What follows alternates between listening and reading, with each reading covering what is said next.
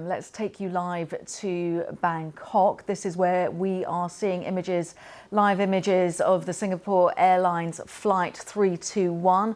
It's on the ground there, and this is after that severe turbulence forced the pilot to make an emergency landing in Bangkok. This was a London to Singapore bound flight, but of course that severe turbulence meant that it had to have an emergency landing in Bangkok, and we're watching this plane, live images there. One person died, many more were injured during this flight, and many of the passengers and crew who'd been on that flight have now been able to carry on with their journeys. A relief flight took 143 passengers and crew to Singapore. 85 other people have remained in Bangkok, however. And as I said, sadly, one person did pass away. It was 73-year-old Geoff Kitchen.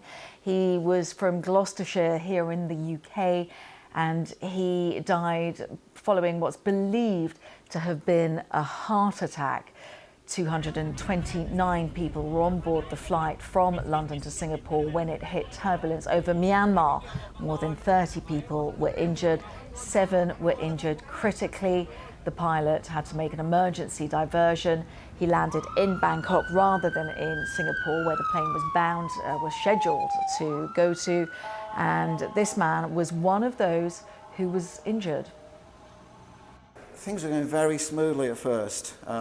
I'd just been to the loo, came back, sat down, bit of turbulence, and suddenly the plane plunged. I don't know how far, but they said 6,000 feet. It didn't seem like 6,000 feet, but it was a long way and so sudden, there was no warning at all. And I ended up hitting my head on the ceiling, my wife did.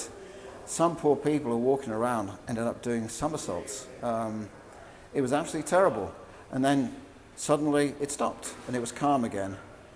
And the staff did their best to tend to the injured people. There were a lot of them.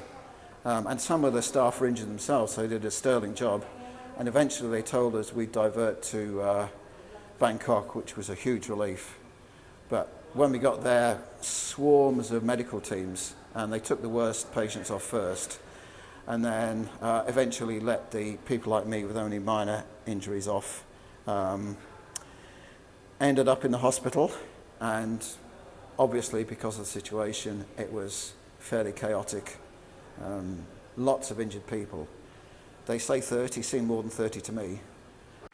Well, that was just one of the people that experienced that turbulence, and we have been hearing reports that the emergency services were very quick to react.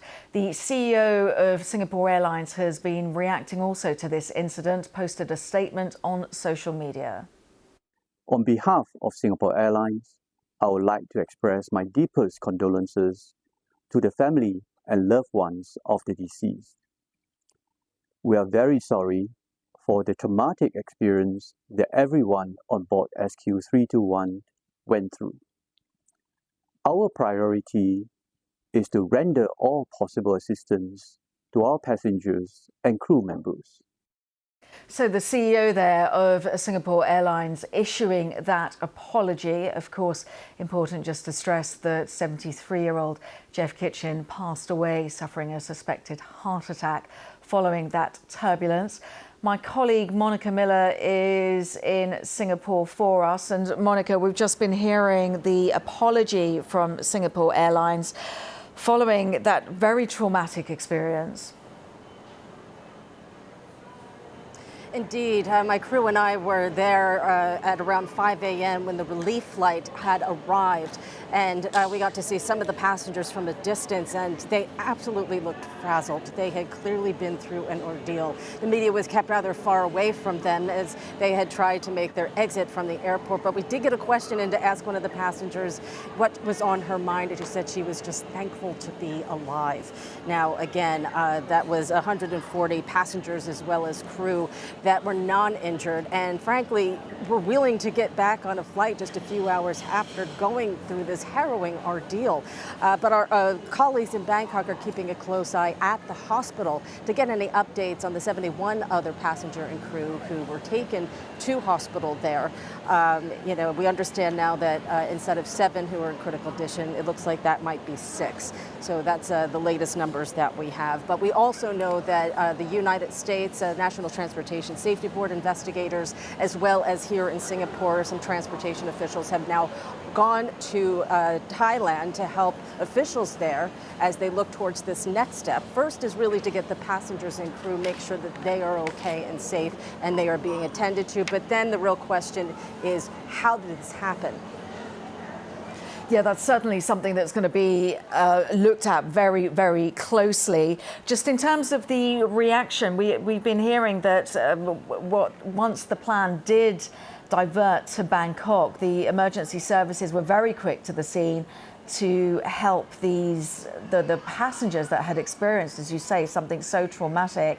When we look at those images within, as we're watching now, within the cabin of that flight, the masks hanging down, and of course those people who weren't wearing seatbelts experiencing the worst injuries. Indeed, and I have to say that we saw quite an operation in Singapore as they were awaiting passengers to come. You have to remember that flight was supposed to land at 6 p.m. Tuesday in Singapore, and you had family members, friends that had come to pick up their loved ones, and then they had to wait almost 11 hours to go through this grueling process of not really knowing what was going on, just being fed information as it was coming in. There was one woman who was visibly upset by this whole ordeal. Singapore Airlines did have a mental health official that was with her. It was just, a lot of, as in these situations, it's fluid. And the one thing that you want as a passenger as well as a loved one or relative is that you want answers immediately. So it was a very tense, long night into an early morning until people got the information they needed. And I know, of course, it's early doors and we have to think about those, the family of the deceased, Mr. Kitchen, also, of course, those who were injured in this. But when it comes to the investigation into this, do we have any outline of what we can expect from that, Monica? Again, this is still very early in the process. As I had mentioned, the United States is sending some transportation investigators to here. That was a Boeing 777 plane that they were flying on. Boeing very early on in this process had said that they are working with Singapore Airlines to help in any way they can. But also here in Singapore, they have some transportation officials that were immediately on a plane to help with Thai officials as they are going to try to untangle exactly what happened.